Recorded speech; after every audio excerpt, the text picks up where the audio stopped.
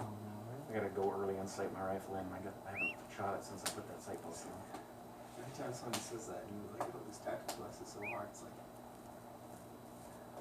I do that for fun. Oh, yeah. And it's 40 You're hours. a faggot, so. 40 hours continuous with full gear. Rucking in, and then running around and shooting. Yeah. But you should come to some ops if you ever get an airsoft gun or shit.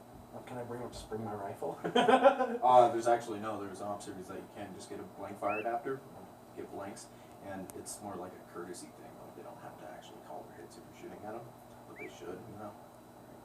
But you just stand there and scare the shit out of people shooting blank fires. I get, you know Hunter? Yeah. I think I convinced him to come to our next op and just run blank fire with us.